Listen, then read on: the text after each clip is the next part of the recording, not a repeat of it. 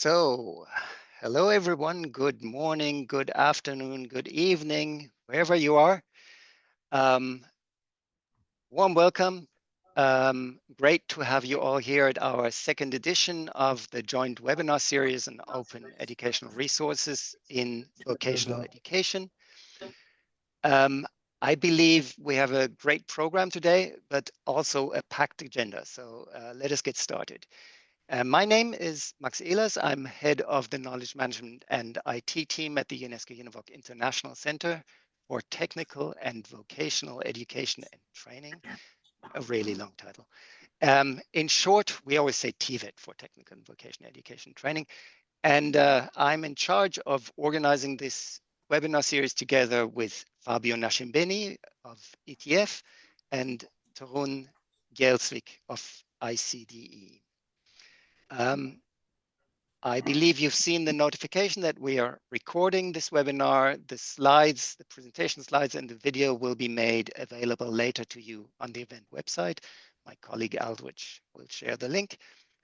You can access subtitles, including an AI-created translation to other languages if you click on a caption button in the Zoom menu. Actually, try it. It's quite interesting to follow that. And feel free to use the webinar chat for introductions, comments, sharing links, and the like. And we also have a Q&A function that you can use for any questions you have to the presentations. Before we start with our first speaker, Fabio, I actually want to ask a couple of questions in a poll to get a better idea of today's audience. So let's go. I'll stop sharing the screen and start the poll. Oh, okay, it's already running. Good. Can you see the poll on your screen?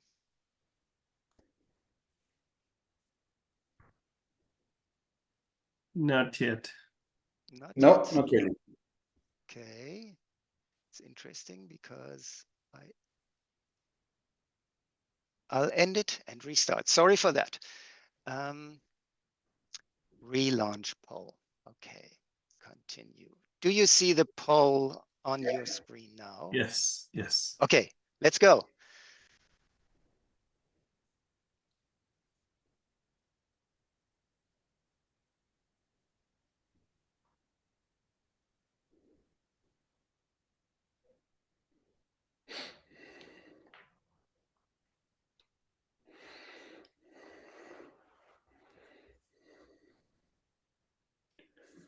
So what we can see is that for English is 4 native speaker and 1 is I try to understand. So most of us here have a quite good knowledge of English or are close to expert. We have many participants from Africa and Asia and quite a few from Europe and even Latin America, Caribbean. None from Australia, which doesn't come as a surprise given the time shift.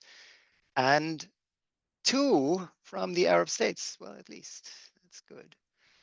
We have, all kinds of expertise here from novice to OER expert all the way. So that's a very even distribution. And same goes for the question, do you use OER in your work? People who are new to OER who have never used it, and some who are using it on a daily basis. So I'll end the poll here. See, can I share results? Yeah, so you can see for yourself. I'm not using this too frequently, so I hope it's all going well. I can see that in the chat, people are introducing themselves, which is great. Always good to see that these are not bots, And I can also see that we're reaching almost 100 participants, which is wonderful. Okay, let's start with the first presentation. I'll stop sharing the polls. And yes, thank you, Fabio, for already starting the screen. Yeah, the first presenter is Fabio Nascimbeni of the European Training Foundation. He works there as a human capital development expert. And ETF is based in Torunn. It is a EU agency providing support to EU neighboring countries for the reform of education, training, and employment systems. And I'd like to say that Fabio was the one who actually started the initiative to work together on OER, and thus he is also the person who made us start this OER webinar series. So with a big thank you, I'd like to hand over to you, Fabio. Let's hear from you for an introduction to OER and first steps on OER for educators. Over to you. Thank you. Thank you very much, Max. And yes, I'm the guilty guy, but I have to say that the reaction by both UNEVOC and ICDE was very much enthusiastic. So we are, let's say, all driving this, which is fantastic. And let's say this presentation is typically targeted to educators who really don't know OER, or maybe have heard about them but are not using them, but can be used also by the ones of you who actually are familiar with OER and open education, also to evangelize and to promote this concept among other colleagues. So, first of all, one slide about what OER are. I try to simplify to the bone, and basically we are talking about digital learning resources released with an open license that magically allows us to do a number of things legally. So to retain the resource in our computer, to reuse them, to revise them, to mix them, and also to redistribute them. Now, I won't go in detail about these famous 5R, but here the concept is that OER are not any technological advanced issue, is simply know your resources, any kind of digital resource that has been designed and developed for learning purposes or not, which thanks to this open license is magically allowing you to do these things. And of course, if you are here, I think you believe in OER, and in order to, let's say, the reasons why we should use OER as much as possible are of different kind. The first is ethical. So we believe that every resource that has been developed with public money should stay in the public domain. So it's very simple. Economical, because OER allows, and this has been proven many times, a lot of money saving, especially for students, but also to institutions and systems, and importantly, also for teaching innovation reasons, as I will show you in a moment. And here below, you see the logo of OER, invented, I think, some 13 years ago. No, even more, back a couple of decades ago by UNESCO, when the OER concept was created. Two examples of OER, just to show you that we are talking about things that you use almost every Fabio? day. Yes? Just a quick one. We're still seeing the preview screen, not the full screen of your presentation. Okay, let me try to reshare. Just give me a second.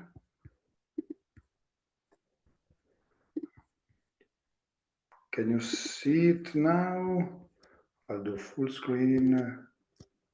Can you see it now?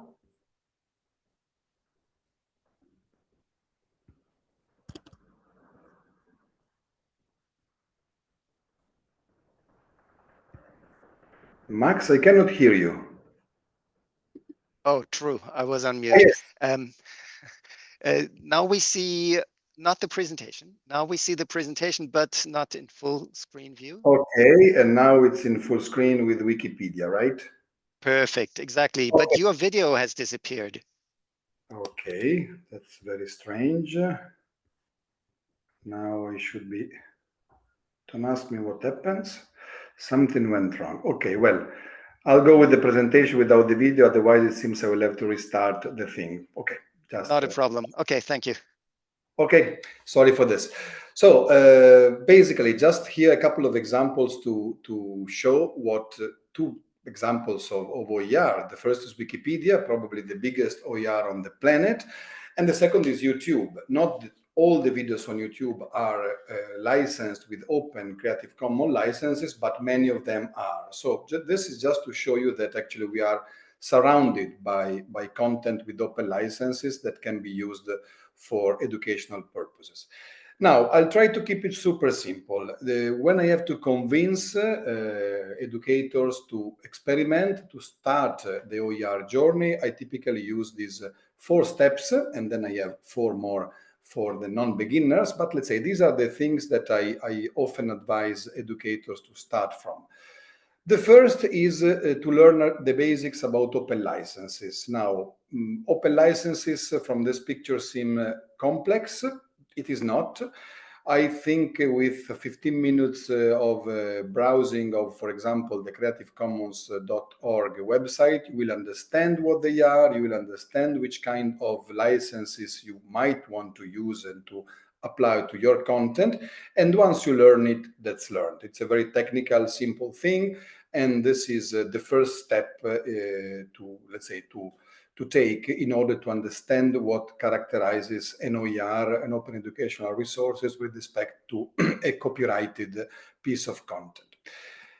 Number 2, see how an open course looks like.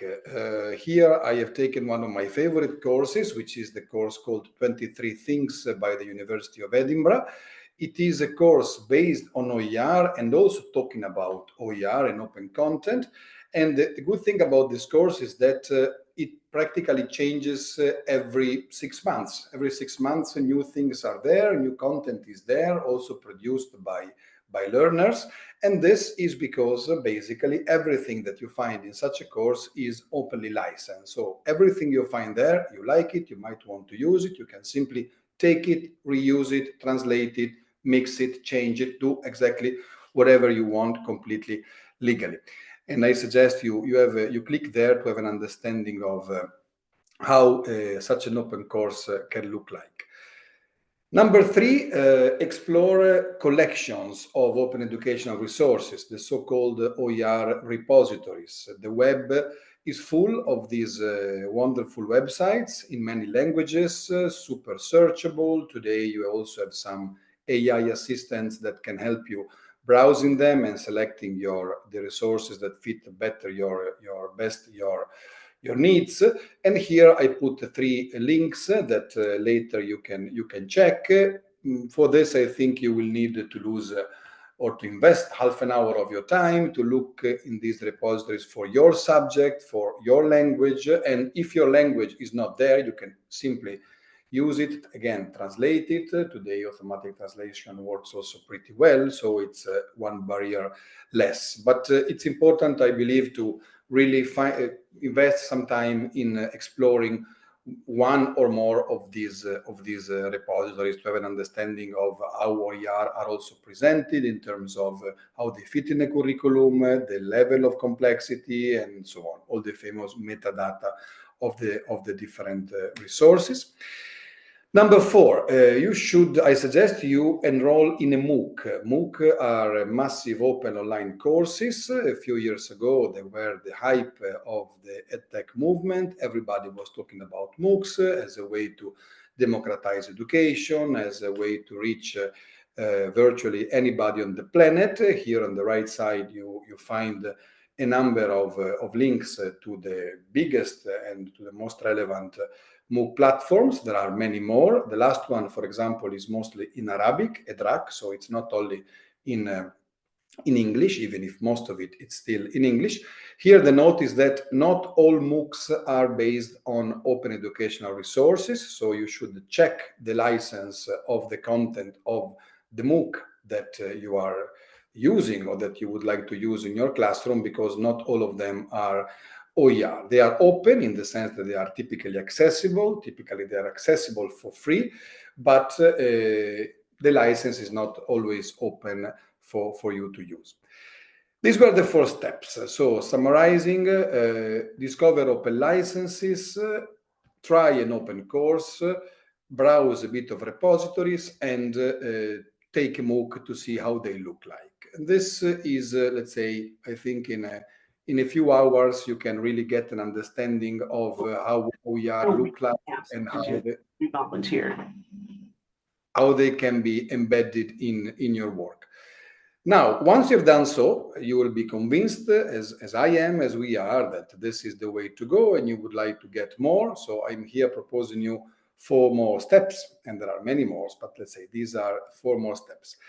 The first one is to take the Wikipedia adventure. This is a nice journey. I think it lasts more or less 40 minutes. You can click on the button below, and in this half an hour, 40 minutes, you can really learn everything about Wikipedia and also learn how Wikipedia can be used not only as a base of content for your teaching, but also as a base of content where your students could, for example, contribute. So in terms of, for example, assessment, you could ask your students to contribute to a Wikipedia page instead of preparing an essay that, apart from you, nobody will read. In this case, actually, they will be contributing to the global knowledge base of the planet, and also, let's say, learn about what it means publishing, what it means responsibility in publishing, and so on. So I suggest, again, you have a look at this. It's a very interesting and very playful also adventure. Number 6, OER is about content, is about licenses, but most of the time it's also about digital tools, the tools that you use in your classroom, in your teaching, either hybrid, fully online, or face-to-face, but supported by technology. You will use forums, social bookmarks, web annotations, blogs, social media. Here, the message is for every single tool on the planet, there is an open source alternative, and you can find all of them in the link below. So feel free also to explore these open tools that actually work exactly like the proprietary tools, but let's say they're based on a totally different model, a model that is, again, open source, so it's continuously improving, and especially is based on a community development agenda. Number 7, once you will be fluent, or once you will be a bit of an expert on OER, you should check what actually lifetime experts on OER are telling on their blogs, what collections they are suggesting, what new developments they are looking at, what are their thoughts. So here I just put a few names of some friends. Some of them might be known to you. And these are people who actually deal with open education, inclusive education, and OER in their daily life. So feel free to browse some of these blogs. Some of them are quite technical, of course. Some of them are more, let's say, accessible. But again, feel free to have a look at these and to, let's say, discover more about the actual debate on OER. So a few months ago, for example, the UNESCO issued the so-called Dubai Declaration on OER, and this is, for example, commented extensively there, and you can learn more about the debate. Last point, and we will hear more about the OER World Map during this webinar. OER are typically existing on the web, but they're linked to very local experiences. So you will have, I'm quite sure, somebody using OER very close to you in your institution, maybe in the institution across the street from you. And how to know that? One way is to actually browse the OER World Map. So by browsing here, you can select what you are looking for and see what is happening in the field of OER close to you. But I will not spoil more because there is a presentation on this later on. And finally, as a bonus, I suggest if I was able to convince you about the importance of investing some time and energy in exploring this issue, if you want to know more, this nice project, this was an Erasmus Plus project funded by the European Union involving partners from the Southern Mediterranean, focusing on open education and OER, which has developed a very nice course for beginners, starting from the very beginning, and then explaining what OER are, how they can be used, basically what I told you now, but in a much better and more lengthy way. And also moving into open educational practices, the way you can really use OER to push for innovation in your teaching, open textbooks, and all the things that I don't have the time to present to you here. Have a look at this course. The course is totally open. It's totally open licensed. It exists in English, French, and Arabic. It is something that you can, for example, take fully or partially and translate in your own language. That will be a pleasure. So feel free to browse that as well. Last slide with my thank you. I leave you with a thought by my friend Jim Groom. Actually, he's an activist and a researcher in the field of OER. And basically, what he said once is that OER is about ethos, is not about licenses. Licenses are a tool that make this happen, that can make this happen. But actually, the beauty of it is that the more you experiment with OER, the more you mobilize your classroom, the more you enter into co-production, annotation, improvement dynamics with your learners. And the more, of course, you activate your community of learners, both online and offline. So it's not about technicalities, it's not about high tech. It is really about a couple of simple tricks, starting from open licenses, that can ideally transform your teaching, making it, again, more inclusive, cheaper for the learners in many cases, and especially more sustainable and innovative. I hope I was quick enough. I know there is much more to say. If you have any question, also after this webinar, feel free to reach out to me. My email is there. And all from me now. Let me see if I can unshare. And sorry if you couldn't see me. I will try to reappear in a moment. Yes, it's a pity we can't see you, Fabio, but thank you so much. I think this was a great opener, introduction to OER. May I ask, it's a pity we can't see you, may I ask when you first learned about OER? It's a very good question. I think that was some already 15 years ago.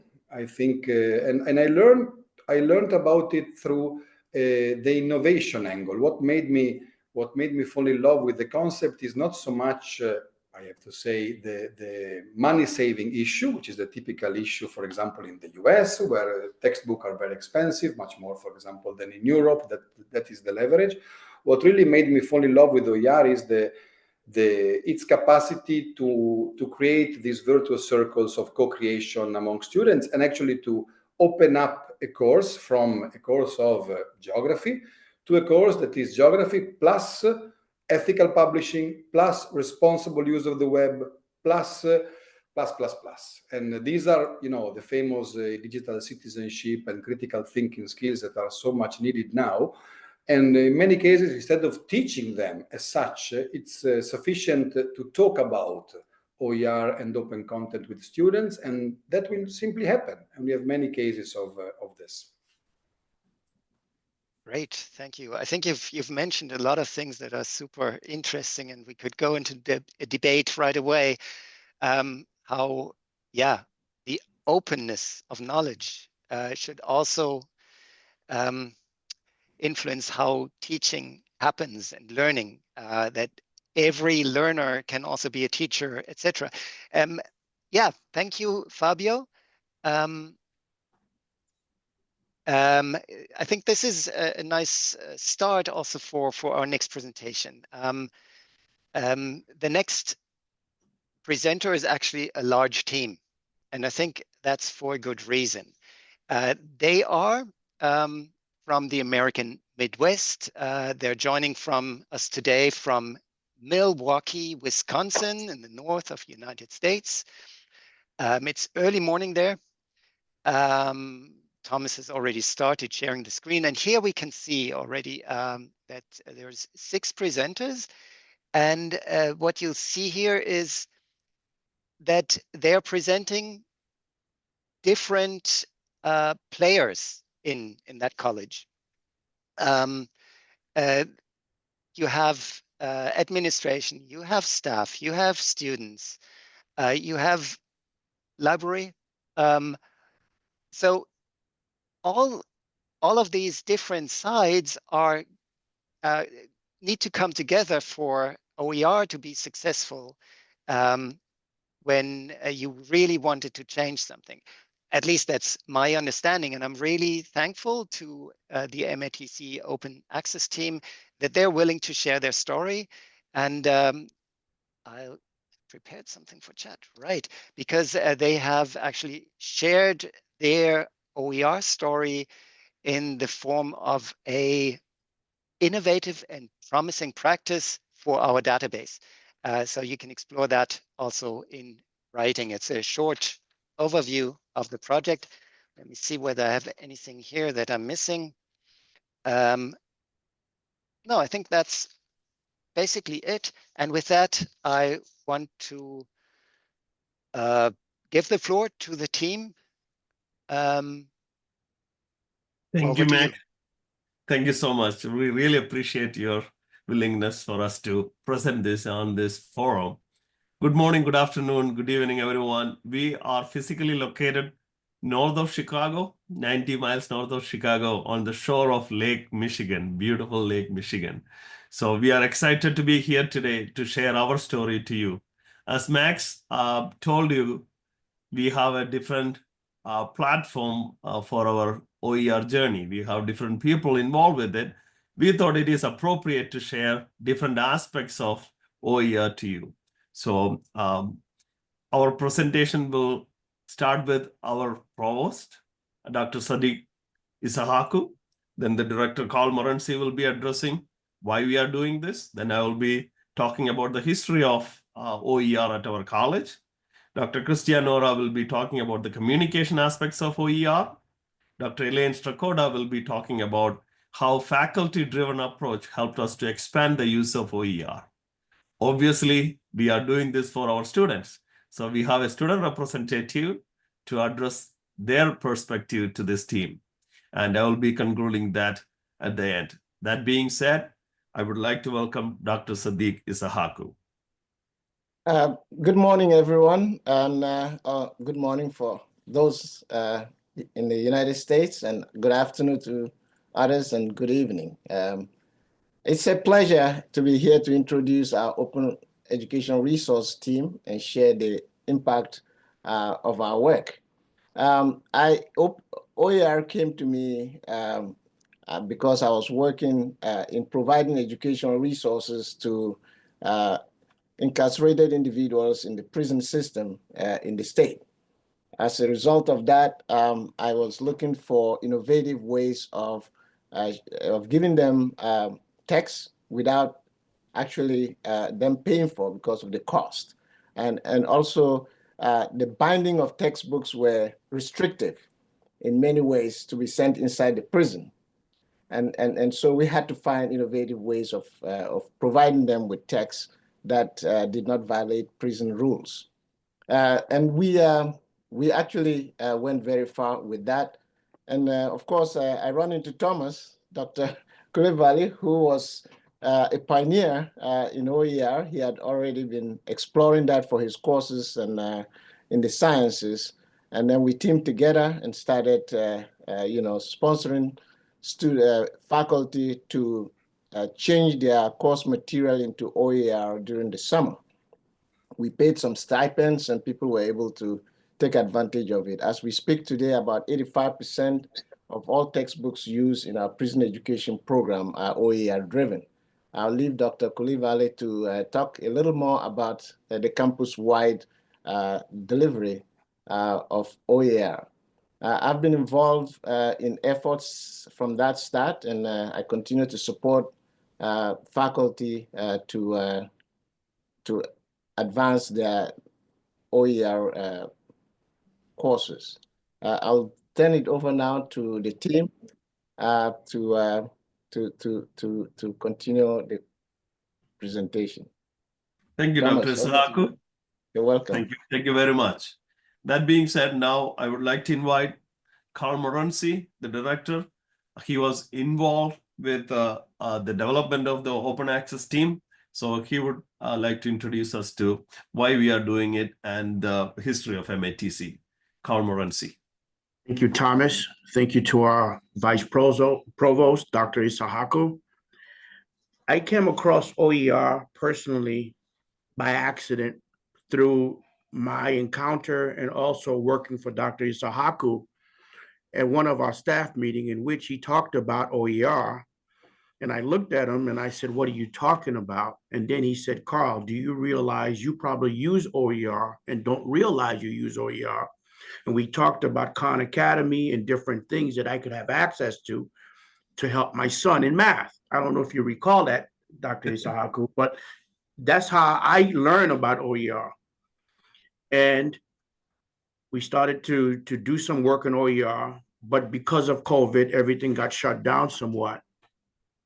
And as a result of that, I started to work in a different area, being in charge of the library, academic support services then. Then I came across Dr. Thomas Kalula. And what I want to do is to share you why. The why is so important. The why is we looked at it from the social justice lens of how we can provide students access to critical learning without them having to break the bank. Many of our students face a lot of economic challenges. And as you can see, I will go over the campus with you, talk to you about the different demographics. Our largest campus is housed in Milwaukee. It's in an urban setting. We have a very affluent campus in Mequon, which is the suburbs of the North Shore. Oak Creek campus, which is in the South Side. West Allis is primarily a blue-collar working class area. And what we have seen in all of these areas, we have students that struggle financially. So it was important that each of these areas have OER or adopt OER. As a result of that, let me just share with you what MATC looks like in our institution. MATC offers 180 plus associate's degree program, diploma, certificate, and apprenticeship program. We serve more than 30,000 students per year, and it's the largest technical college in the Midwest. 55% are students of color. 90% are part-time. Programs are grouped into 7 academic career pathways, a number of courses per semester, about 3,500 sections. In 2019 and 20, the institution went to a different model of trying to figure out a way to best serve our students, how to get them the services directly. And what we did, we went to the guided pathway model from 2019 to 2020. So we started with a strategy. And when you see the pillars here, you'll understand. First, we basically said, how do we clarify the path for our students? Once we clarify that path, we figure out where they need to go. We then created another area, enter the path. Once they enter the path, what does that mean when you come into that path? How do we help our students negotiate the path towards success, career success? Then how do we keep them in that path? And one of the things that when you go in that path, and how do we keep them in that path? We have advisors, we have retention specialists to actually touch the students and meet them where they are. How do we ensure that learning takes place? And we do this very, very clearly when we talk about making sure these happen. So our institution went to the pathways of business and management pathways, creative arts and design pathways, general education pathway, healthcare pathway, manufacturing, construction pathways, community and human services pathway, and STEM pathway. And what we did with those pathways, we have a facilitator in each of these pathways to ensure that every pathway has adopt OER and has someone to work with those students in that area.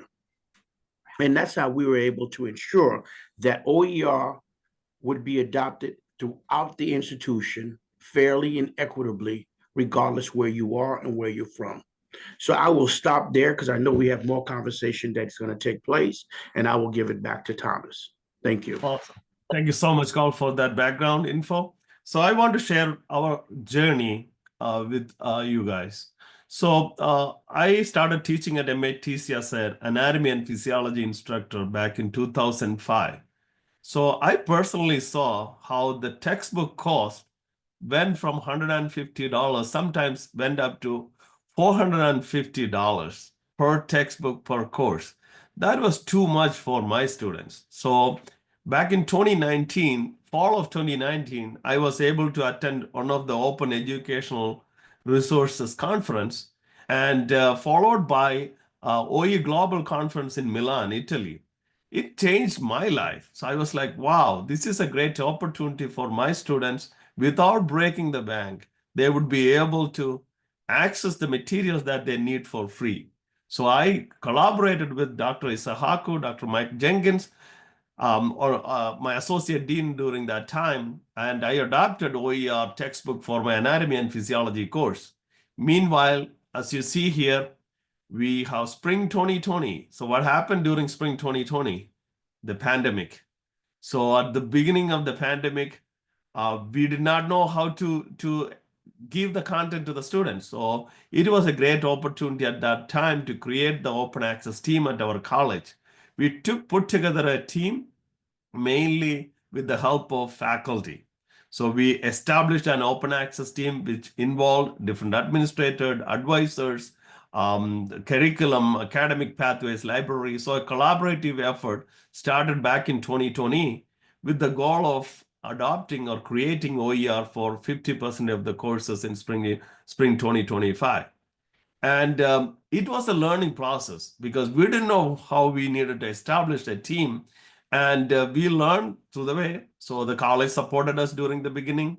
We had to create our own web page. We had to create a logo for the school. So we went through different phases of changes. And during 2021 spring, like Carl Morency explained, we were able to have a facilitator, OER facilitator for each pathway. This was a new approach. Why was that? Because all these facilitators were faculty members. So when a faculty member tells another faculty member about an innovative way to deliver the content, that makes huge impact. So that really was unique to our college. And that helped us to expand.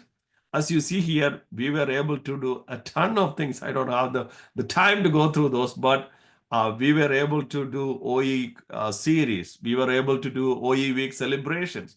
We were able to do mini seminars for our faculty. So it is an inspiring process that we went through during last 4 or 5 years. But at the end of the day, we do all this for the students. So we were missing that component until Naomi Omoroi, she is here with us today, one of our MATC students. She joined our team. So she was bringing the student perspective to the team. So as we follow this dream, we had a network of individuals from different departments join this team, and we were able to transfer those power to the students. So it was that journey started from 2020 or before, and the last 5 years, we were kind of able to create an OER framework at the college. But as I mentioned, I'm a faculty member. Most of the facilitators are faculty. So we needed somebody to lead us. So this semester, we were able to have a full-time OER coordinator for this team. So from faculty to a new perspective to the OER at our college. So we are looking forward to have that change. And we have a framework of OER at our college. Now we want to take to the next level. So that being said, I would like to invite Dr. Christia Nora about some of those things that we did to create a OER culture at our college. Dr. Christia Nora. Thank you, Dr. Kalula. I was hired soon after the OER team was established, about a semester afterwards, and I come from a background of English. I will say that I had been introduced to the textbookless classroom early in my graduate career because I was mentored by Dr. Claude Mark Hurlbert, who was a champion of the textbookless classroom at that time. And so the idea of saving students money was well established for me. And then as I became incorporated into the OER group, I was thrilled to see this international movement that had developed to help students have high quality student-centered classes through the OER framework, So I was hired to help not only with my pathway, as we had discussed before, but also to help with promoting and marketing OER at MATC. And so I was in charge of the emails that we would write to the faculty across all 4 campuses regarding the international, national, local, and upcoming, all these upcoming OER events.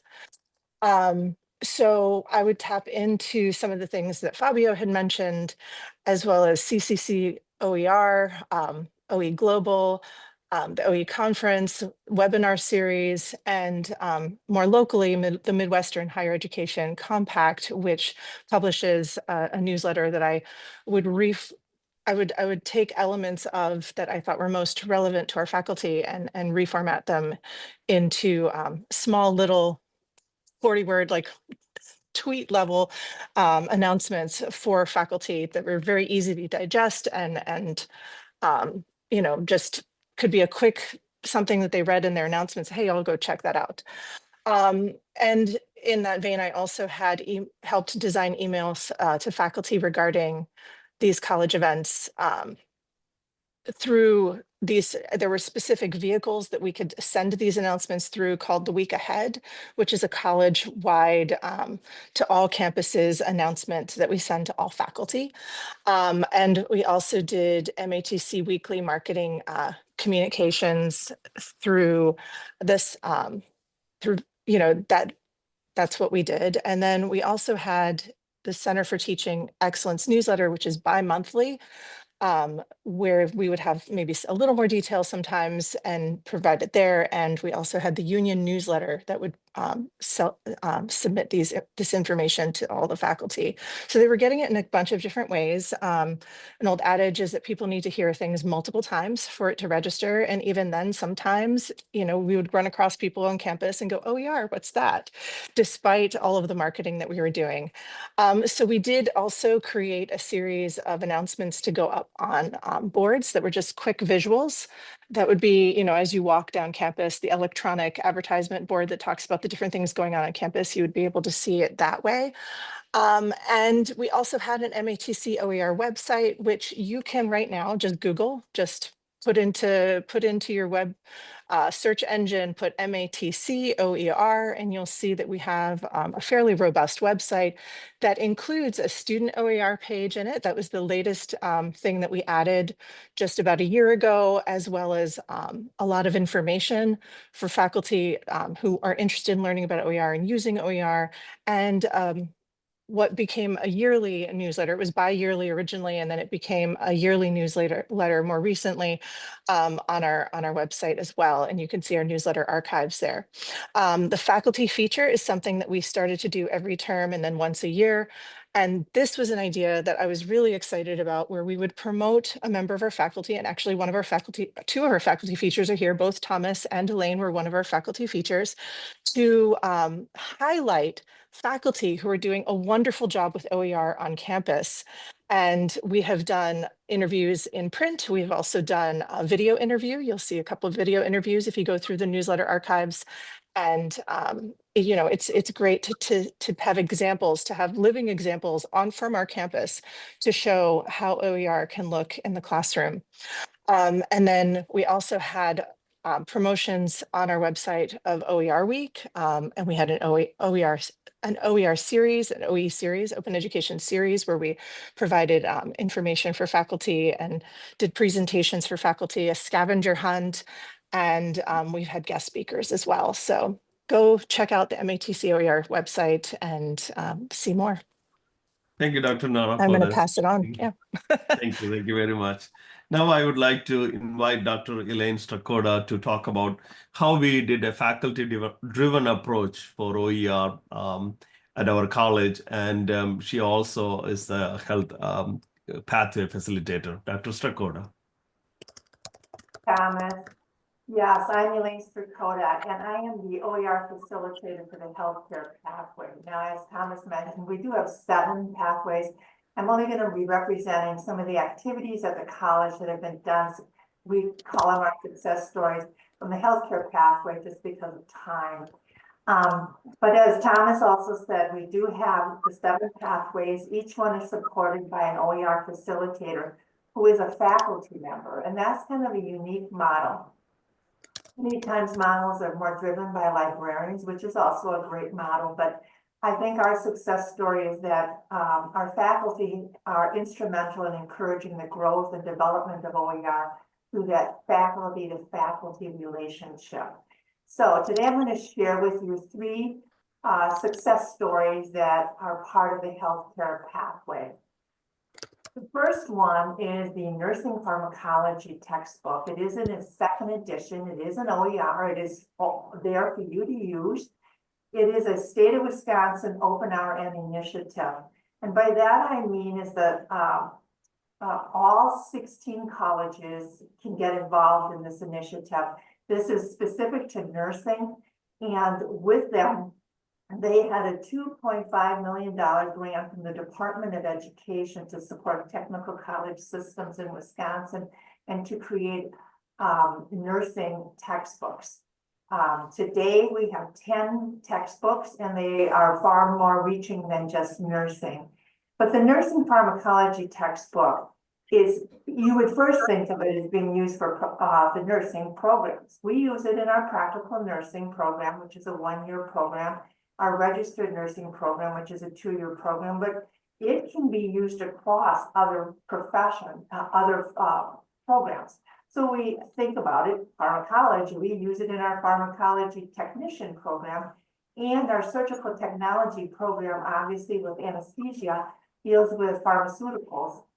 So they also use this textbook. So what I'm trying to share really is that sometimes when we do searching and we see a textbook that's for nursing, recognize that it's far more reaching, and that you might decide to use 3 chapters of a textbook, the whole textbook, or whatever. It is available in Pressbooks for free use, and anyone in the audience that is in a healthcare area that's interested in it can certainly use it. It also is in LibreText, so that means that that textbook could be remixed and used to fit your curriculum as well. So Thomas, if you'd go to the 2nd slide. The next success story is one that I got involved in, and this is the medical terminology course that we have at MATC. This textbook also is available for your use. It is in the 2nd edition. It is also a part of the state of Wisconsin Open RN initiative. We published the 1st text edition, now in the 2nd edition as of June of 2024. And interestingly, we have a ticker on this book so we can see how much it's utilized. And to date, it is being used by 72 institutions, 9 countries, and 31 states. So we're pretty proud of this textbook. At MATC, the reason why this is such a success story is that we offer 19 sections of this course in a semester, like this spring semester. Typically, a section has 24 students, so we're reaching about 456 students in this one semester with this course. Prior to this, the textbook cost about $105. So in one semester, we're looking at a savings of about $48,000. Again, is this a resource that you could use? Absolutely. It's out there for you in Pressbooks. The link is there. And as I said, the previous book could be remixed, and that is true of this one as well. I got involved as an OER facilitator with this initiative, and the lead faculty had attended a meeting. She like, yeah, I don't know, I don't have time for this. Well, I encouraged her to get involved, and both of us were involved in both the first edition and the second edition development as far as editing the textbook to fit for our course outcomes. But it's a wonderful resource if any of you are interested in it. And then Thomas, if you go to the next slide, the third success story that we feel is on a smaller scale, but is led by one faculty in particular and a few of our part-timers, and I've got involved as the OER facilitator as well. And that is our Healthcare Services Management Program. This program is offered completely online. It has 9 specific courses that are part of the program. All 7 of them have gone to OER. 2 are in the works right now, is trying to work toward OER development. So the intent would be that this program would be a 0 textbook cost program delivery for their courses. The core program also has liberal arts and science courses and some elective courses, all of which are online, all of which have an OER perspective. So the intent is to move the whole program to OER. Thank you, Dr. Strakata. Yeah, we'll have Naomi. Awesome. So now you heard from administration, faculty. What are we missing? The student perspective, the student component. I would like to invite Naomi Omoroi. Hello, everyone. My name is Naomi Omori, and I'm the student ambassador for OER at MATC. So applying for this role was how I even found out about about OER at MATC. And I had just spent like $100 on the textbook, and I was like, oh, wow. So there's classes at my school, that I could take without paying for textbooks. And so far, personally, OER has helped me because I'm an international student and I pay for school out of pocket. So I don't have access to financial aid or student loans, and I'm trying to save money. And so at MATC, we've seen how OERs help students reduce financial stress, and everyone starts class on the same day. You don't have to wait for textbooks. But then we've also seen that the biggest issue is that many students simply do not know that OER exists. And even if they know about it, if they're registering for classes, it's not like obvious that, oh, this class is an OER class and it's going to help you save money. So that's why we're taking action by involving students in all of our plans, which is why I'm here. I'm also a member of the student government at MATC. So every chance that I have to talk about OER to, fellow students or people who work with me in student government, I absolutely do that. And we're currently pushing for clear cost labeling in the student registration system. And we've also learned that students have to lead awareness. Like when students talk about it, action happens. And then we're promoting OER with campus events and info sessions that, actually reach students the way they would want to be reached. And it's not just about student awareness, we are advocating for policy change. So at the state level, the Wisconsin student government is showing decision makers that every dollar invested in OER returns over 4 times its value, which is a smart investment in student success. So we've seen that at the end of the day, making education accessible is not just about having free resources. It's about making sure that students know that they exist and they can easily use them. And this is what we're working towards at MATC. Thank you. Thank you, Naomi. That's great. Thank you so much. I would like to invite Carl Morency to conclude. So we started with the question, why do we implement that OER at our college? So this is the summary that Carl Morency mentioned about the social justice aspect of OER. So Carl Morency. Well, there's several reasons why. Primarily, it's the right thing to do, particularly with our population of students in which we serve. Many of them are low income, first generation, and the demographics dictate it. It's smart to do OER because it involves faculty, students, and it allows them to engage further in terms of their learning process. It saves our student lots of money. I recall going to school and spending $50, $75 for a book, and then just to get $10 back for that book when I would return it. I'll never forget those moments. Financially strapped and running a library, being responsible for the library, I see countless students come in to see if they can get a book that's reserved for them. And oftentimes we have to tell them, well, we only have 1 or 2 books reserved. We don't have many of the books that they need. Also, it helps our students recruit. It helps our institution, I should add, help recruit students, retain students. So to us, it was a no-brainer. It worked well, and it allows us to continue to meet the needs of our students financially. It was what we believe is equitable and fair to, at the very least, open it up. And I'll be quite honest with you, we have been very well supported by the state. We have received grants from the state to pilot different programs. And what we have seen across the board is how other institutions are doing OER. So to, like I said again, it's a no-brainer. And I still don't understand for the life of me why more institutions are not lined up doing OER. Because can you imagine how many students we save, how many students we support at our institution just with a simple concept? And it doesn't cost that much to actually run if you do it correctly. So that's all I have to say. Thank you so much, Carl Morency. So I just want to conclude with what did we achieve during last 5 years?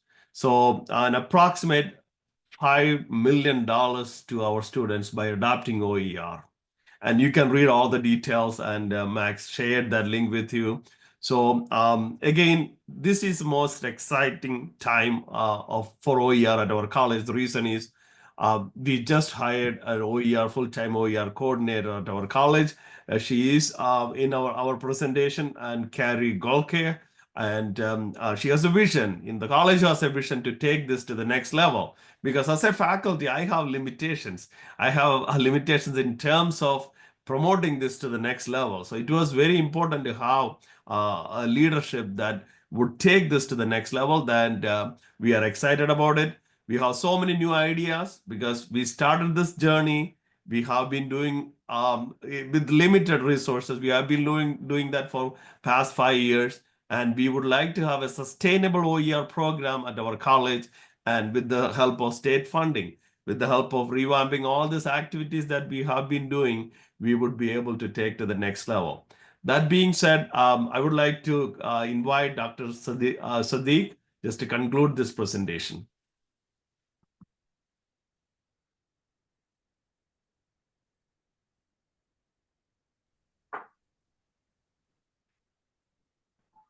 Sadiq's not there. Hey, Thomas, he must have stepped out, probably Okay. got called to another meeting. So why don't you just conclude it? That's fine. So again, thank you so much for this opportunity, UNESCO, Max, Fabio. We really appreciate your effort. Have been working with us for last 6 or 8 months to reach here. So we really appreciate your support, and everyone around the world. This is like Carl said, it is worth doing for our students and the future of this planet. Thank you so much.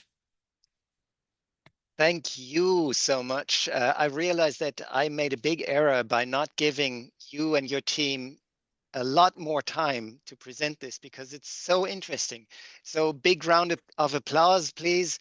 That's one of the limitations of having these online meetings, that you cannot, you don't get the feeling of, you can't hear the applause.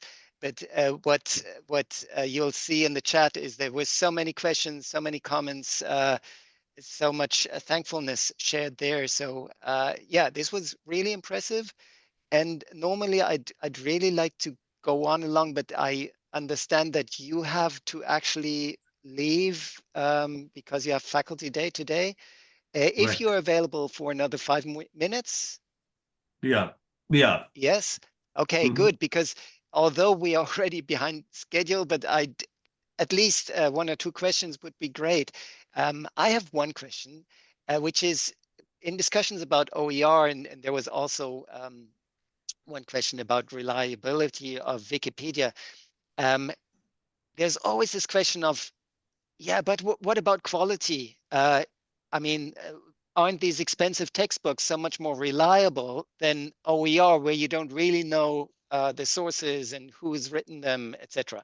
So can you say something about that, please?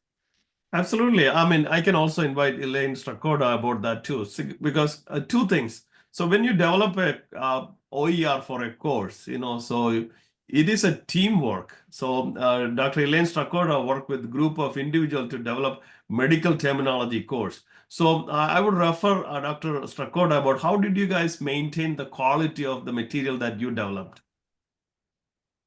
That's a very good question. We actually have peer reviews of the textbook. So I think the medical terminology textbook has about 20 peer reviewers throughout the United States. Nursing faculty, any allied health faculty that got involved and were part of the medical, that teach medical terminology. And most of us had, 10 plus years of experience that were peer reviewers.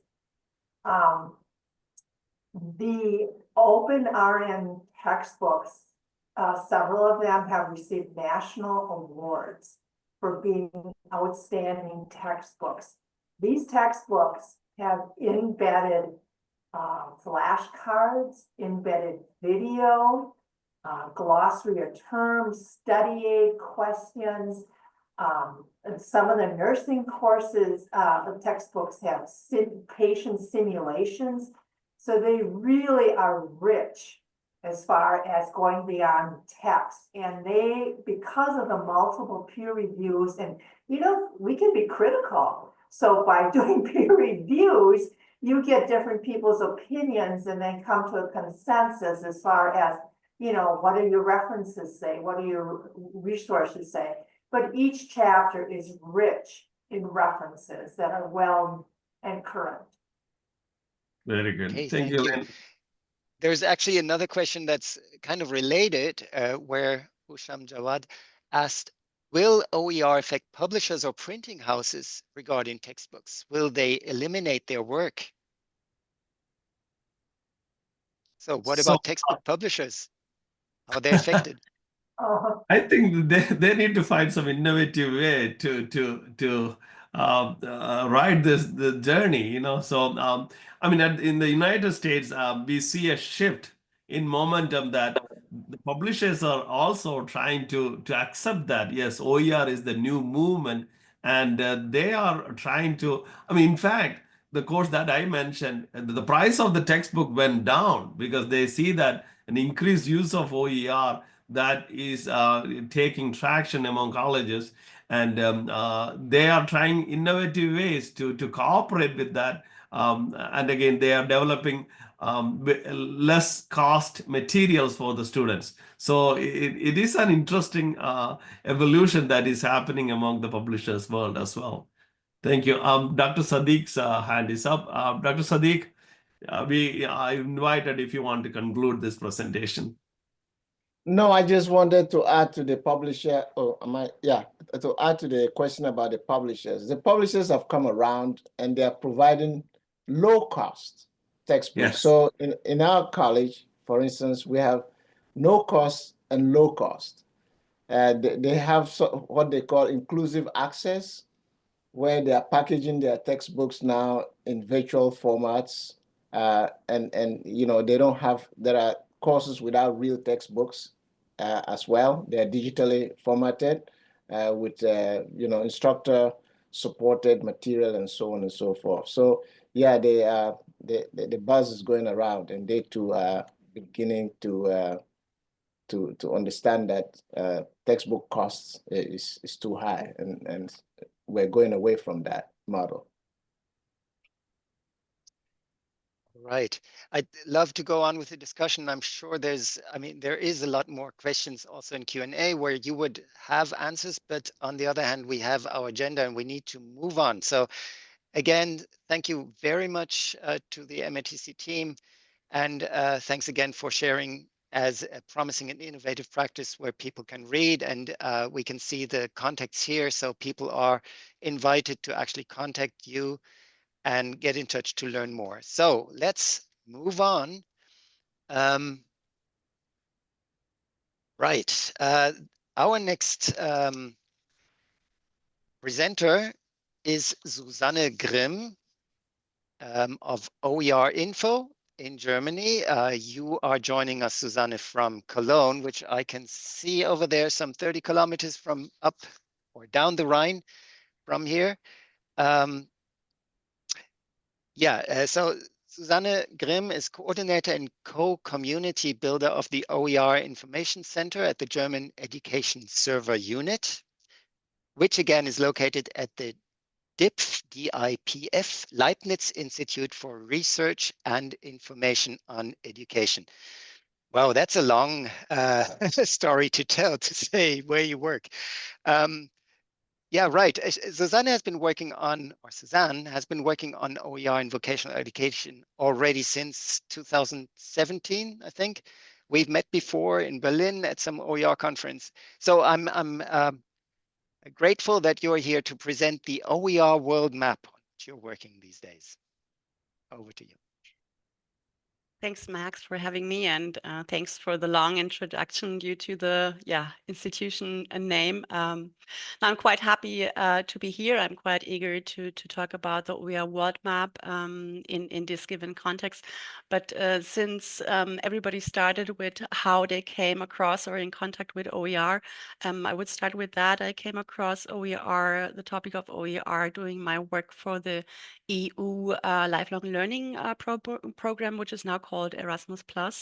In 2013, it was that when the European Commission introduced the topic to the program.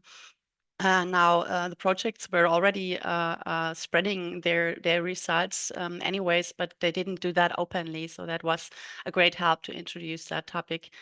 And then I took it up in my master thesis in terms of OER and alphabetization, and I kind of stuck to the topic. I think that's same with everybody else.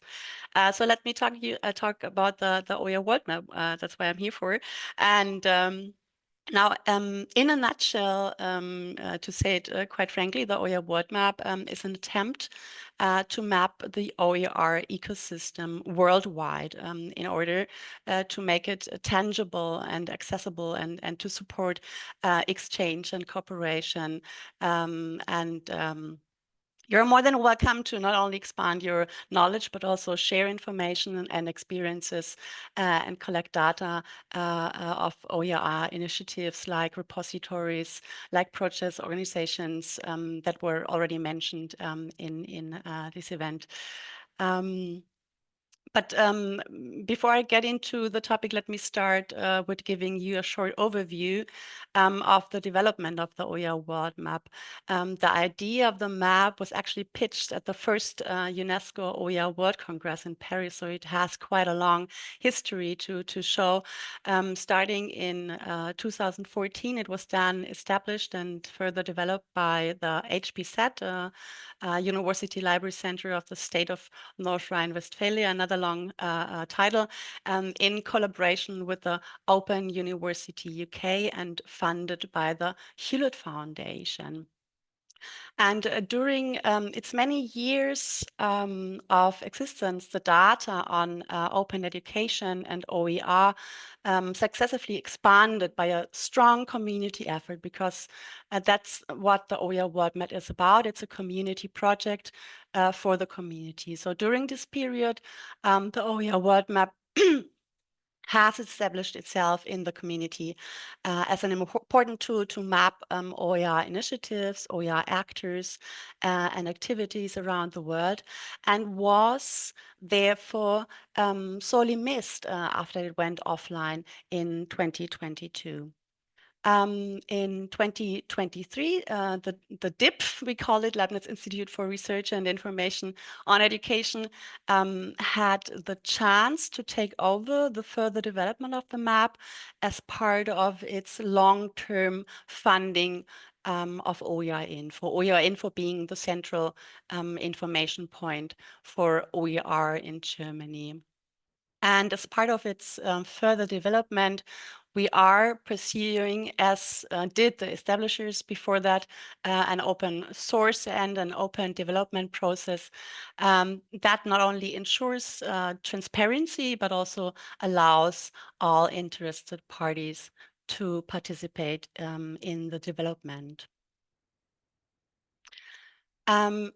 We actually quite recently asked our contact persons at the BMBF, German Federal Ministry of Education and Research, in an interview for LinkedIn about the reasons for promoting the OER World Map and for financing the further development and the the underlying objectives regarding German's OER strategy. So, of the 6 fields of action in the German OER strategy, the OER World Map is primarily part of bringing together initiatives and stakeholders in OER.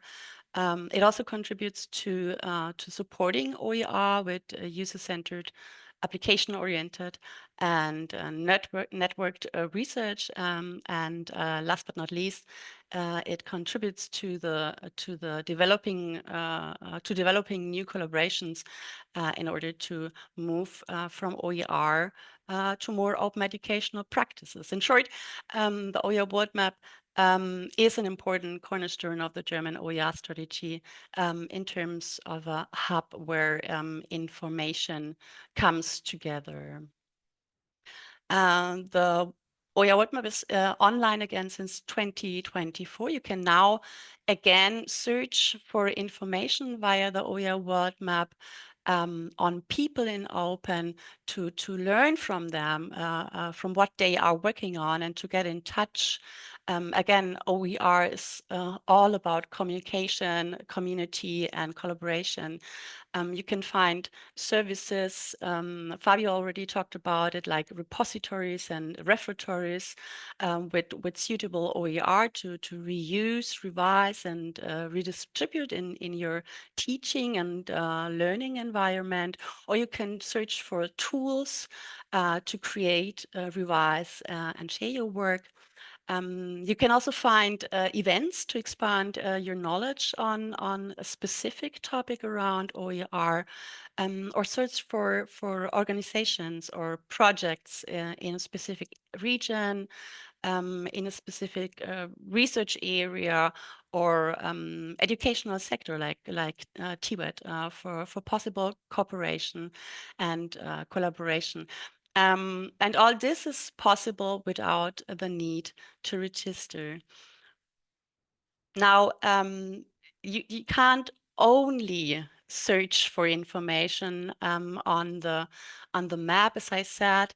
The OER World Map is a community project, and now, if you would not only want to search for information, but even share data, we would ask you to register and set up a personal profile, making yourself being an open educator, a researcher, or even a policymaker, and of course making yourself but also your work visible worldwide by showing, for example, showcasing, for example, the organization you are working at and its activities in the field of OER, showcasing a project you are working on, a service or a tool you offer, an event your organization or your project is organizing, or even share an open education or OER related policy of your organization for others to be able to reuse and learn from your example. By doing so, as I said, you can increase the visibility of your work, creating an overview by linking and relating these single entries to each other. Now, you're probably asking yourself why you should spend your scarce time resources on putting information into yet another system. We actually quite recently asked that question to one of our advisory board members in an interview on LinkedIn. Ellen Pflaum, she's working at the Hamburg Open Online University and is using the OER World Map to create, as I said, a clear overview of their activities that is, as she said, equally helpful for the OER community, but also for the cooperation partners and funding bodies. At the same time, it serves them to, for example, invite the OER community to participate in events. And additional information regarding events would be that our OER calendar, OERinfo calendar on our website is based on event entries for Germany and thus makes them even more visible. By the way, you don't have to stop there. You could even highlight not only your initiatives, initiatives you are not directly related, but yeah, you could highlight initiatives you would want to recommend, initiatives you learned about during Open Education Week, for example. If you do so, please have in mind to address this entry with the hashtag OE Week 25, so we can see that in the stats afterwards. Now, what the OER World Map would like to achieve, as I said, with your help, is to map the OER landscape worldwide, but not only for practitioners who seek information, inspiration, or exchange, for researchers, for example, or for those who are responsible for the overall framework conditions and active promotion. The OER World Map also offers to collect data and even statistics of the collected data on specific areas or subjects ready to export and to use for your own services or research or to find arguments to support decision-making processes, for example. As I said in the beginning, you are more than welcome to not only expand your knowledge, but also share information and experiences and collect data on OER initiatives worldwide to bring the OER World Map up to speed by a community effort. There was a question of if the presentation will be handed out afterwards. So I suppose they are. My presentation is under CC BY. But if you would want to spread the word about OER World Map, as Fabio did actually in his presentation, you can find parts of this presentation under CC0 via the OER World Map.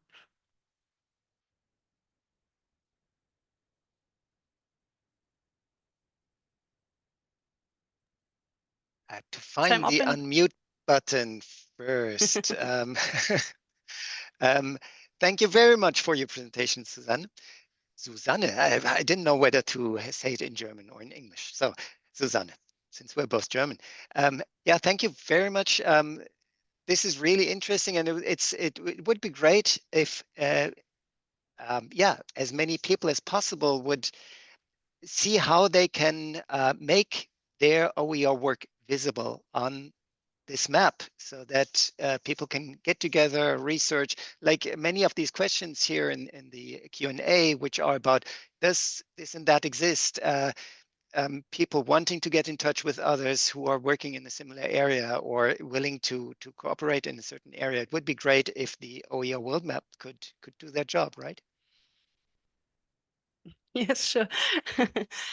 We had the interesting thing is that we had a cooperation with OE Global during the OE week, and we asked all the participants and speakers around OE week to enter their activities. Not the resources exactly. There are other platforms for sharing resources, but what we are interested in, as I said, are the information behind the resources, the information about the organization projects that are actually producing this material and the people behind it. And the OER movement is all about people and people getting into contact, and that's what the OER World Map wants to enforce, and that's what we're asking the community. Since I said OER World Map is community-based, and we're asking everybody to show up on the World Map and to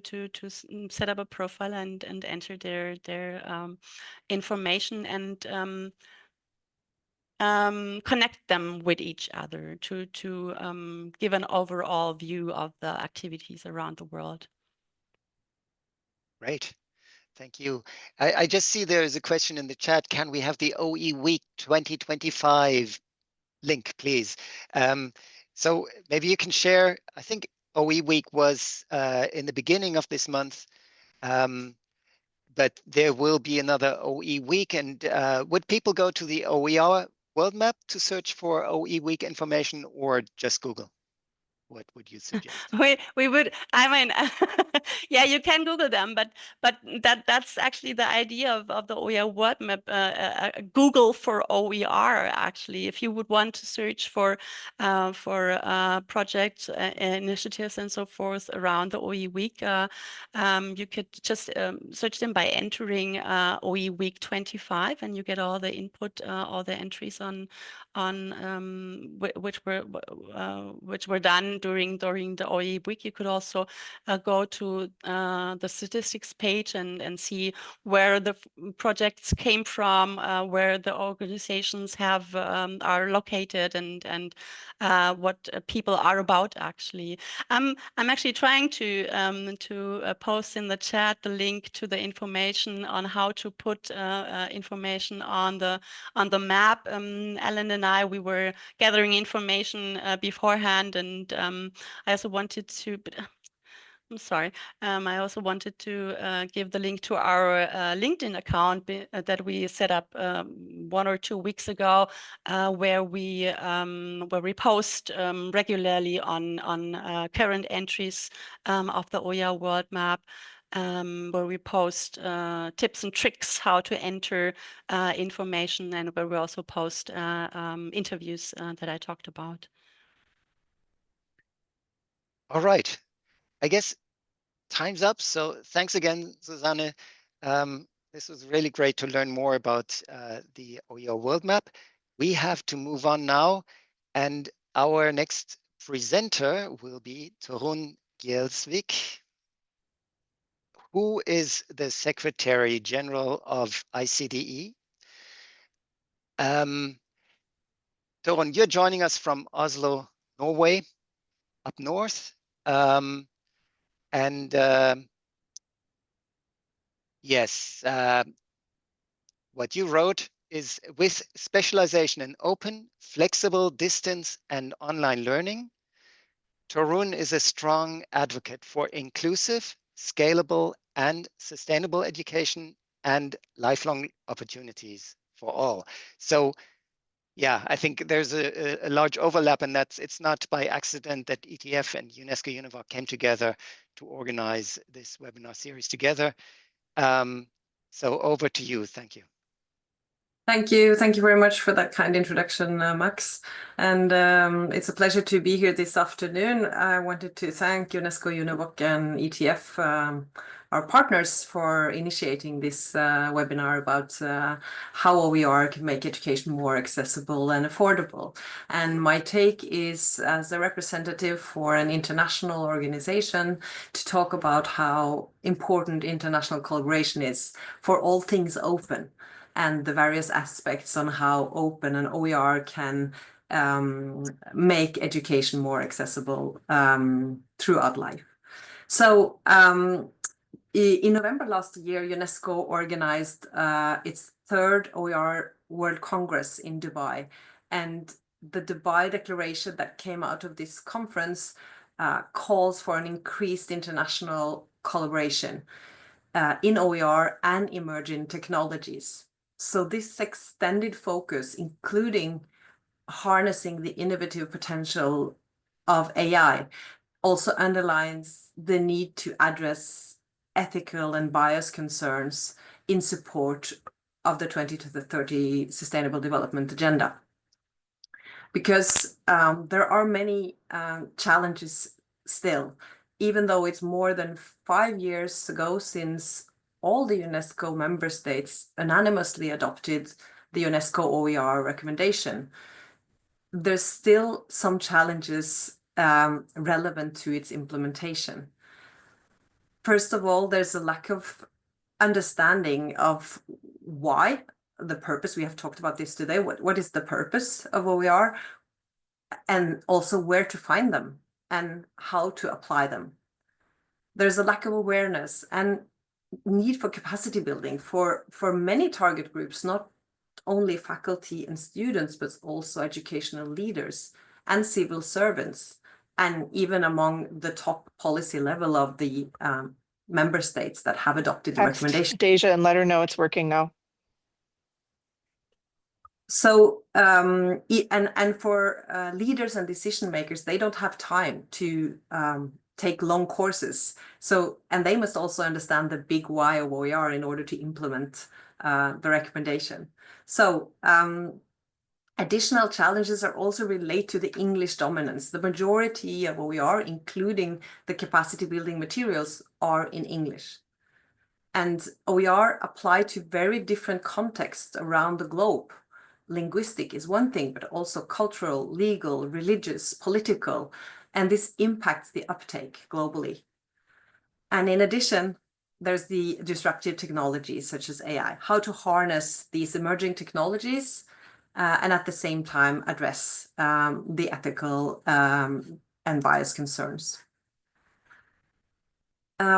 So, sorry, that was the wrong way.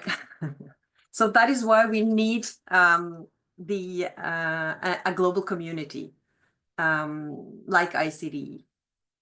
When ICDE joined the UNESCO OER Dynamic Coalition in 2020, that facilitates international collaboration within OER in support of the implementation of the recommendation, I think our most valuable asset is really to provide the access to this global community of leaders and educators working to further a more inclusive access to education for all.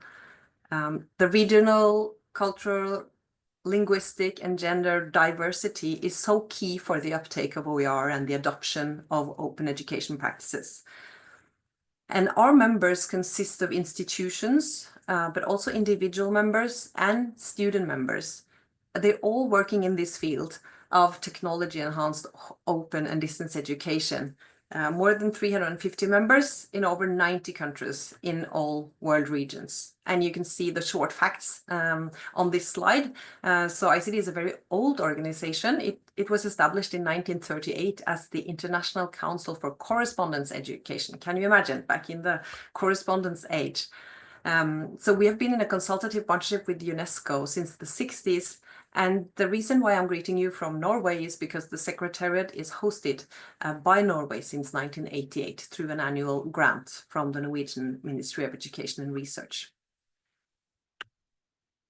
We have been working within open education and OER for over 2 decades now.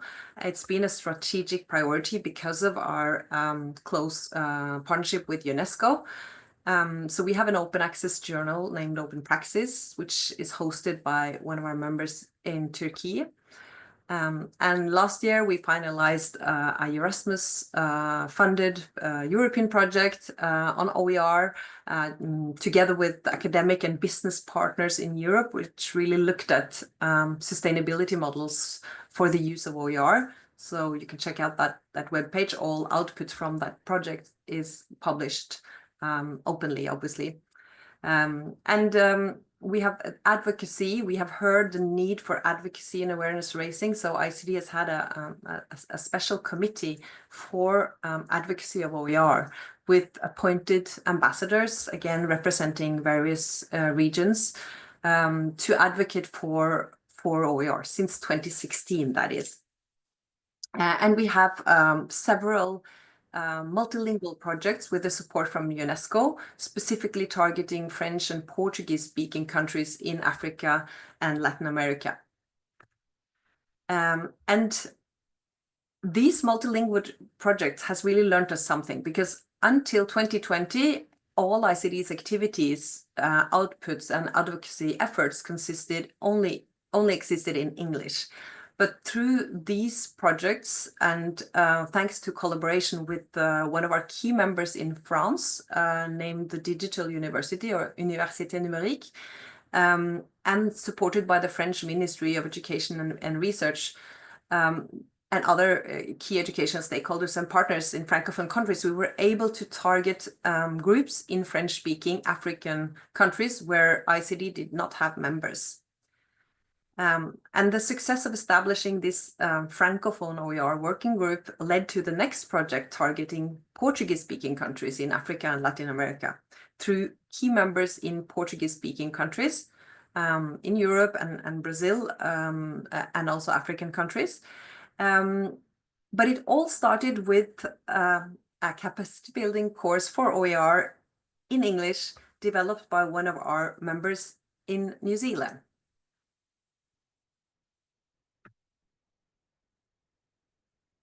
Sorry. And so what we learned was really that, so in the beginning, we started with translating this course, and we learned that the translation was really just the beginning. It was an online micro course about open education licenses and learning in the digital age. We translated this from English to French, but we very quickly developed that it was a significant difference in the legal interpretations of OER, and especially the intellectual property rights.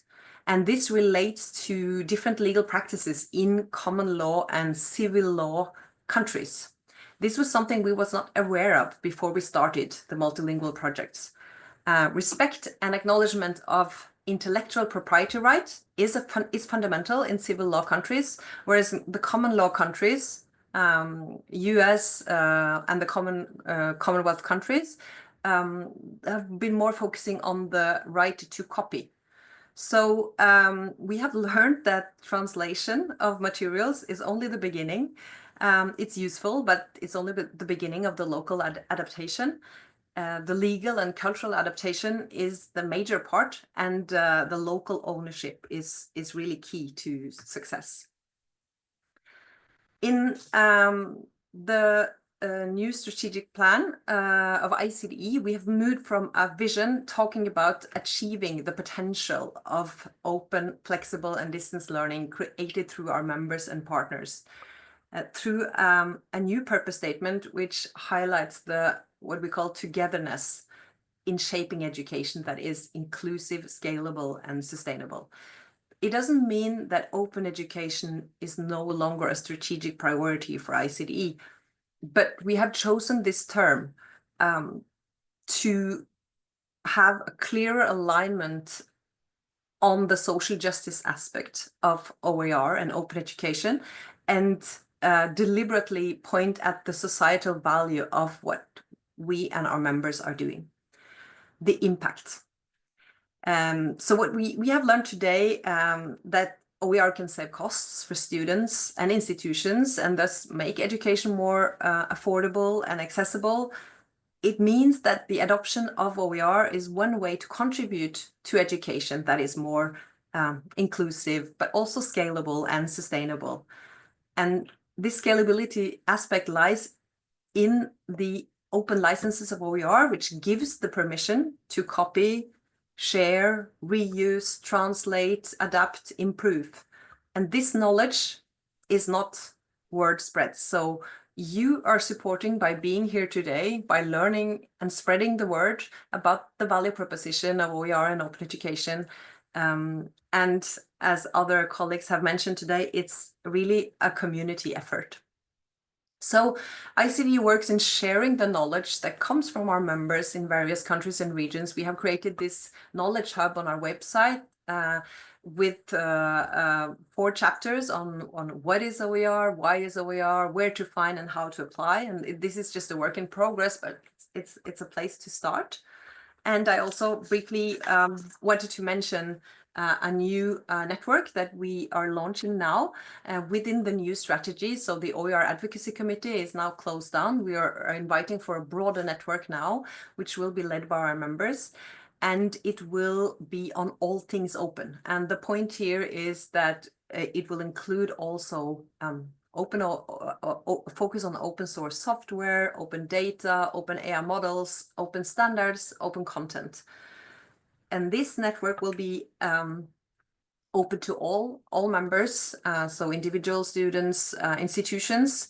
It will facilitate knowledge sharing, collaboration, project development, leverage on the capacities of all the members. And there's a call out now to apply to take part that you can check out if you're interested in working with internationally within the broader within a broader open education network. And if you're not yet a member of ICDE, you can also check out the benefits of being a part of our global community. So I think I'll stop there because we're over time. Just briefly mention that ICDE is also organizing events hosted by our members, and our next World Conference takes place in New Zealand, in Wellington, in November, and we will also address various aspects of open there. One of the sub-themes is openness, and another one is accessibility and resilience. So I think you will find a lot of interesting things on the program there. So with that, thank you very much for inviting me, and thanks for the time. Thanks for the attention. Thank you very much, Torunn. This was very highly interesting. I particularly liked the stress you put on inclusion, of course, the inclusive aspects of OER, which is actually what in our final presentation, short one by my colleague Priscilla, will be the focus. You'll receive Torunn's presentation as well as the others, and you can download it from our website. There's so many questions. I don't know. We can't. One I thought would be great to tackle is how AI and open education actually, where are the conflicts and where are the enormous chances, I believe, but it's too late. So I suggest we move on. Okay, Fabio, go ahead. No, just more than a question, an idea. I think given the so many questions on this AI and open education, and given the complexity of the issue, I think we have another webinar coming up in the fall. So I think it's quite logical to dedicate it to this issue, but again, from a beginner perspective, not from an expert perspective, because I think the first aim of these webinars must remain the one I like to keep the word of all things open. So to really talk about things in an understandable way to everybody. So why not? I think it's quite natural. Just an idea. Thanks to all, by the way. Yes, thanks to all. Torunn, would you also like to add something to that? The AI question, maybe? Yeah, I just noted a comment on the chat on the latest development in the US and that the term inclusive not being very popular with President Trump. It's actually something that we have seen already within our advocacy campaign, talking to members, especially in the US. I mean, we will fight for what we believe in, and the alignment with the Sustainable Development Agenda and the Sustainable Development number 4, which is inclusive education and lifelong learning opportunities for all. It will not stop here. Thank you. All right.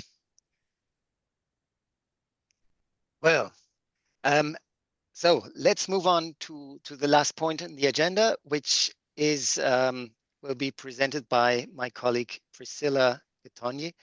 And yeah, the idea was that we would present the new guide for inclusive education.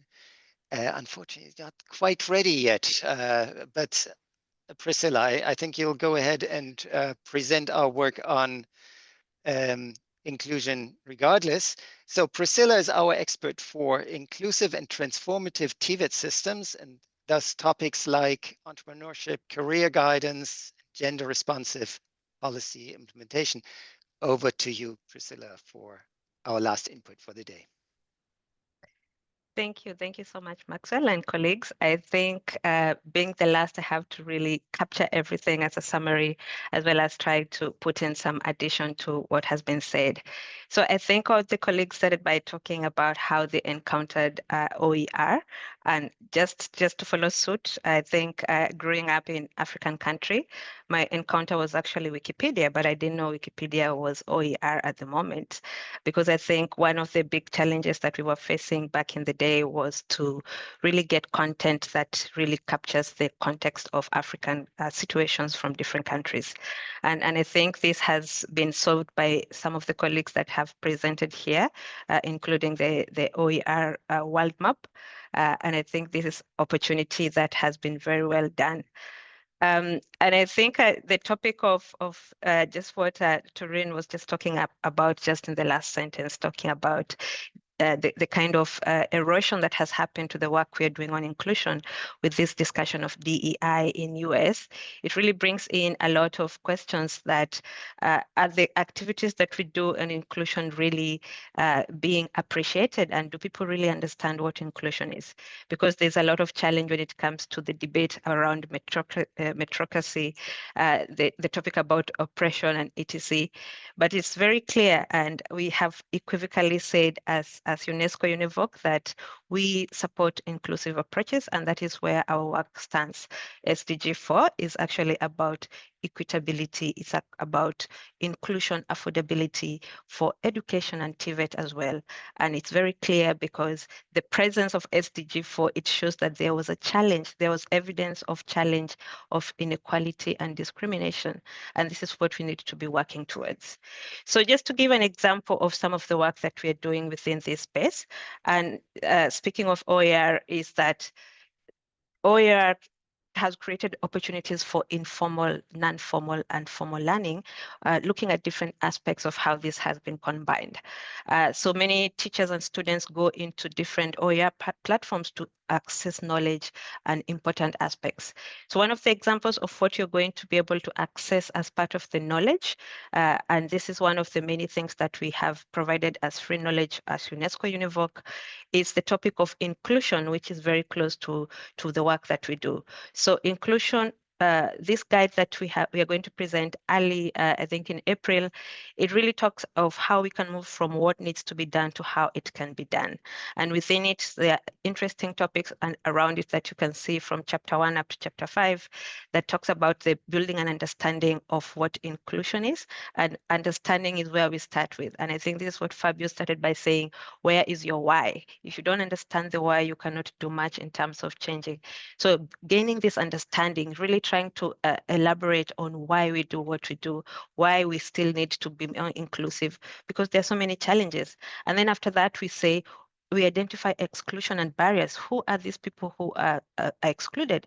There are many groups that are excluded. And of course, there is the intersectionality of these groups. So understanding that becomes very fundamental in advancing the kind of work that you're going to implement. And then after that, at institutional level, you need to understand, where do I stand on inclusiveness? So it's an assessment that you can do to be able to see where you stand and the amount of work that is ahead of you.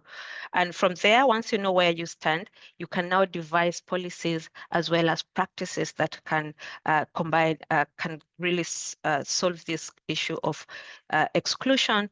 And at the end of the day, there's always somewhere to start. You can start small and grow big, and you can start with a pilot project. So this is one of the examples of a resource that you're going to see on how to build inclusion within your institutions that can be very useful to both formal, non-formal, and informal practitioners and teachers.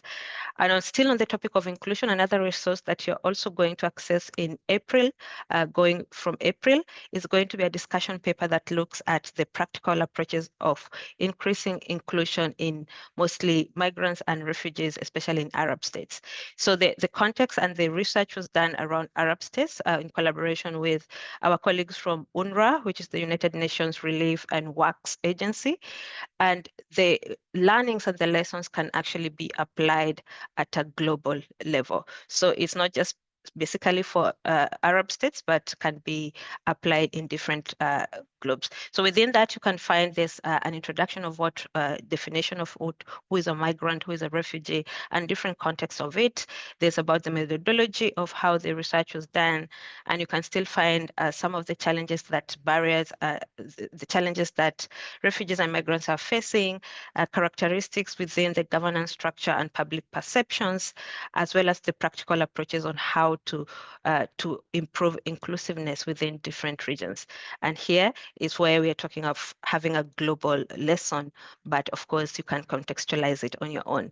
So this is just among of examples of what we have as open educational resources within UNESCO-UNEVOC, and other resources that I'm not going to mention fall in different thematic areas, as you can see, that we focus on, including lifelong learning, greening and digital transformation, career guidance, AI, equity, back to innovation and excellence, career guidance, entrepreneurship, global citizenship education. So you can find this and more of these open educational resources.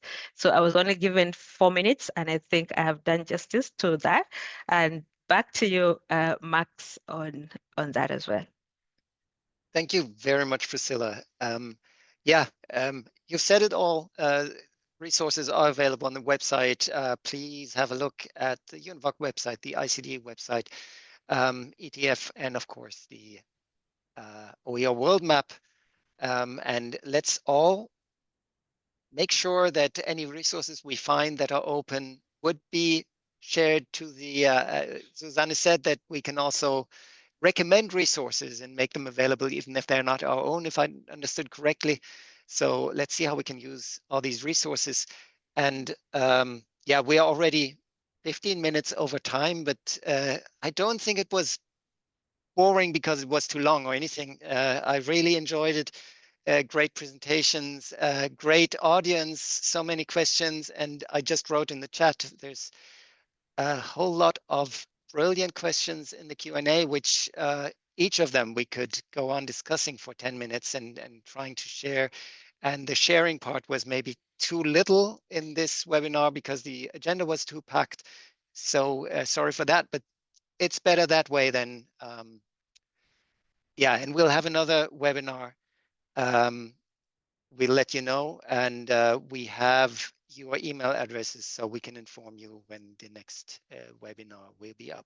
With that, I'd like to, maybe I can add the spotlights of our presenters. Fabio had to leave, but thanks again, everyone, and have a good day further.